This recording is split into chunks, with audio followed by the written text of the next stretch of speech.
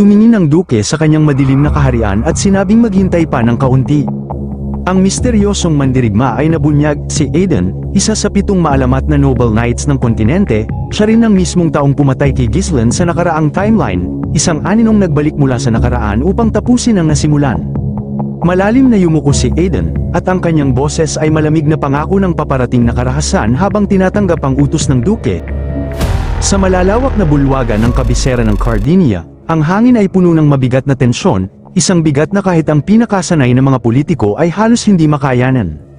Sa loob ng pribadong opisina ni Branford, nabasag ang katahimikan ng nanginginig na boses ni Marquis Morris McCrory, nakatayo siyang tila na paralisa, mahigpit na yakap ang isang ulat na para bang ito'y hatol ng kamatayan, namumutla ang kanyang mukha sa labis na pagkabigla habang nauutal niyang tinatanong kung nililinlang ba siya ng kanyang pandinig, posible bang ang Baron ng Fenris ay kinikilalang pinakamahusay na espada ng Hilaga.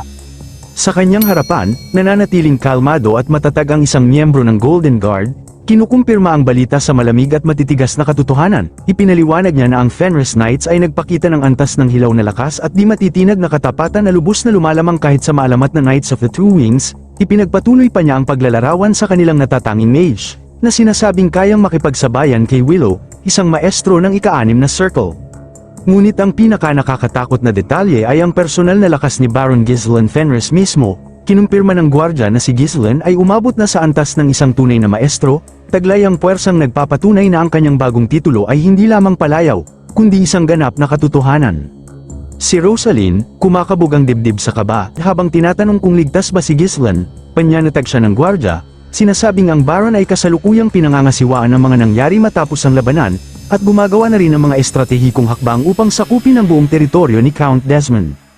Muling nabigla si Morris sa balitang yun, ang pag-angkin pati ng lupain ay isang matapang, halos mandaragit, na hakbang. Si Sir Bill Norton ay napatawa ng malakas at buong kumpiyansang nagsabing yun mismo ang inaasahan niya mula sa isang napakalakas na tao. Si Count Ails Bernard naman ay tumango ng may kabigatan, sinasabing mula sa sandaling yun, hindi kalabisang sabihin na ang pamilyang Fenris ang hindi mapapantayang kapangyarihan sa Hilaga. Ngunit hindi lahat ay natuwa sa mabilis na pag-angat ng bagong bayani. Pal Ingolinga ang tingin sa paligid, ay nagmungkahing baka masyado nang mabilis ang paglakas ni Ghislaine para maging komportable sila. Naisip niyang baka dapat na nila itong pigilan, lagyan ng tali ang sumisikat na bituin bago pa ito maging hindi na makontrol. Mabilis ang tugon ni Rosaline, matalas at diretso, tinatanong kung ano ang ibig niyang sabihin sa pagpigil sa isang bayani ng kaharian. Nabigla si Morris sa kanyang pagiging direkta, ngunit sinubukan niyang ipaliwanag ang kanyang pangamba. Ayon sa kanya, kilala si Ghislaine sa hindi pagsunod sa utos at sa paggawa ng desisyon ayon sa sariling kagustuhan. Kung siya'y magiging dakilang pinuno ng Hilaga, walang sino man ang makokontrol sa kanya. Ipinaalala niya sa lahat na ang layunin ng kanilang paksayon ay gamitin si Ghislaine upang mapanatiling balanse ang Hilaga, hindi upang gawin itong ganap niyang paghaharian. Pumasok si Tolyo upang suportahan ang loikan ng Marquis. Iminungkahing maaaring kailanganin ng isang estratehikong pagbabago upang matiyak na mananatiling kapaki-pakinabang na kasangkapan si Ghislaine para sa paksayon ng prinsipe. Ngunit pinatahimik ni Branford ang buong silid sa iisang matalim na salita, imposible. Ipinahayag niya na ang Baron ng Fenris ang kanilang pinakamalakas na panangga laban sa paparating na banta ng Duchy. Para sa kanya, ang mga maliliit na alitan sa kapangyarihan sa loob ay mga distraksyon lamang, ang kanilang tunay na kaaway ay ang Delphin Duchy, at wala nang iba pang mahalaga. Si Sir Bill Norton ay lumingon kay Morris at nagbigay ng babalang may bigat ng bakal, sinasabing huwag na huwag niyang gagalawin ang Baron sa anumang pagkakataon, upang pag-aanin ang sitwasyon. Idinagdag niya na hindi lamang si Ghislaine ang dahilan ng tagumpay, nakamit ito sa tulong ng Royal Army at ng mga tropa ng Per Diem. Agad namang sinunggaban ni Aiden ang pagkakataon upang purihin si Marquis, sinasabing kung wala ang hukbo ng Macquarie, tiyak na naging kapahamakan ang labanan. Sa huli, nanaig ang kayabangan ni Morris laban sa kanyang takot, inilabas niya ang dibdib at sumang-ayon, nagpapanggap ng kaunting kababang loob habang sa loob-loob niya ay inaangkin ang lahat ng kredito sa isang tagumpay na wala naman siyang kinalaman. Nang masiguro ni Branford na napamahalaan na ang mga ego sa silid, agad niyang tinapos ang pagpupulong. Pagkalabas ng lahat, agad na dumilim ang ekspresyon ni Branford, inutusan niya si Tolyo na dalhin si Count Faut, ang Count na ikinulong habang pinagdedesisyonan ng kapalaran ng Hilaga.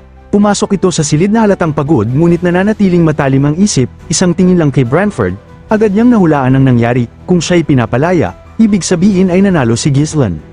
Sinabi ni Branford na malaya na siyang umalis, ngunit binalaan siyang sabihan ng iba pang mahalikang kaalyado ng Duchy na magpakabait kung ayaw nilang maulit ang hindi kanais-nais na pangyayari. Saglit na nanahimik si Faut, kumislap ang tensyon sa pagitan nila bago siya nagsalita ng isang nakakakilabot na propesya. Sinabi niya kay Branford na nakagawa ito ng nakamamatay na pagkakamali, sa pagpayag na mamatay si Count Desmond, nasira ang maselang balanse ng kaharian. Ang digmaang sibil na kinatatakutan nila ay hindi na lamang posibilidad, ito'y katiyakan na. Tinangkang baliwalain ni Branford ang kanyang mga salita, iginiit na ang paksayo ng prinsipe ang siyang nagpapanatili ng kapayapaan, ngunit ngumisi si Faut at sinabing hindi ang paksayo ng pumipigil sa digmaan, ang Duchy mismo yun. Itinuro niya ang malungkot na kalagayan ng kanilang hari, nakahiga, walang kakayahan, at isa na lamang papel sa ambisyon ng mga marquis. Tinanong niya si Branford kung may natitira pa bang bagay sa kahariang ito na hindi sumusunod sa kanyang kagustuhan. Tumama ng husto ang insulto, nagngalit si Branford sa galit at inutusan ng Count na tumahimik, agad siyang pinigilan ng mga gwardya, itinulak sa pader, at idiniin ang mga talam sa kanyang leeg kahit nanginginig na siya sa takot. Sa kabila nito, nag-iwan si Faut ng huling babala, nakalimutan na nila ang tunay na pagkatao ni Duque Delfin. Giit niya, ang panig nila ay nais lamang pigilan ang paparating na pagdanak ng dugo, isang trahedyang ngayon ay hindi na maiiwasan, hinayla siya palayo ng mga gwardya. Naiwan si Branford na mag-isa sa papadilim na opisina, unti-unting bumalik sa kanyang isip ang isang alaala mula sa nakaraan, isang panahon kung saan siya at ang mas batang si Duque Delfin ay tila magkaibigan pa. Sa alaalang yun, tinanong ni Delfin, na tila walang pakialam, kung mahalaga ba talaga ang kapangyarihan at politika sa isang mundong lahat ay nauuwi rin sa abo. Ipinaglaban ni Branford na ang mga ito ang nagbibigay saysay sa buhay, dahil ang kanilang mga desisyon ang nagtatakda ng kapalaran ng libu-libo. Ngunit hindi nakikinig si Delfin, nakatuon ang kanyang tingin sa isang hanay ng mga langgam na gumagapang sa lupa, sa malamig at walang emosyon na mukha. Sinabi niyang walang saysay ang mga nilalang na hindi nabubuhay magpakailanman. Bago niya basta-bastang dinurog ang mga ito sa ilalim ng kanyang sapatos, sinabi niyang ang kanyang pananaw ay nakatuon sa mas malayo pa kaysa sa politika ng mga tao. Sa kasalukuyan, nakatanaw si Branford sa gabi, pabulong na binabanggit ang pangalan ni Delfin, na pagtanto niyang napakatagal na mula nang huli silang nagkaharap. Lumipat ang tagpo sa malayong timog, sa Eclipse Castle ng Delfin Duchy, isang bangungot na Gothic ang anyo ng kuta, puno ng matutulis na tore at mabibigat na anino. Naglalakad si Joseph sa isang mahaba at malamig na pasilyo kasama si Cain Balzac, halatang kinakabahan. Tinanong niya kung totoo bang galit na galit ang Duke. Kinumpirma ni Cain ang mapait na katotohanan, bagamat kadalasang hindi nakikialam ang Duke sa detalye. Ang pagkamatay ni Desmond ay nagtulak sa kanya upang personal na kumilos. Nagsimulang pawisan si Joseph habang ramdam ang takot na bumabalot sa kanya. Sinubukan siyang pag-aani ni Cain, ngunit pinutol niya ito, pilit na pinananatili ang natitirang dignidad. Pagdating nila sa malalaking pintuan ng audience chamber, bumukas ito ng may malalim na ugong, ibinunyag ang isang napakalawak at madilim na silid. Sa pinakadulo, nakaupo si Duque Delfin sa kanyang trono, nakatalikod sa pasukan, ang kanyang mahaba at kakaibang buhok ay umaagos sa likod ng upuan, at kahit mula sa malayo, ang bigat ng kanyang mana ay halos hindi na makahinga. Agad na lumuhad sina Cain at Joseph, halos sumayad ang kanilang noo sa malamig na sahig na bato. Matapos ang nakakasakal na katahimikan, umalingaw-ngaw ang boses ng Duke sa buong bulwagan. Tinanong niya kung totoong patay na si Desmond. Si Joseph, basag ang boses, ay nagkumpirma na talo ang Count sa kamay ni Baron Ghislain Fenris.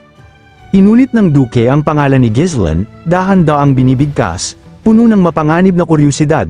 Napansin niyang madalas na niyang naririnig ang pangalang iyon nitong mga nakaraang panahon.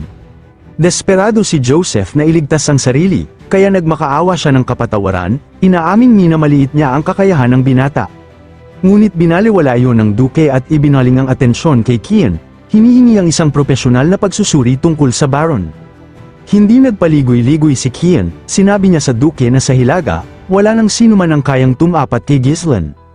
Wala nang natitirang makakatapat kay Ghislain, at kung pababayaan pa siyang lumakas, magiging isang puwersang hindi na mapipigilan.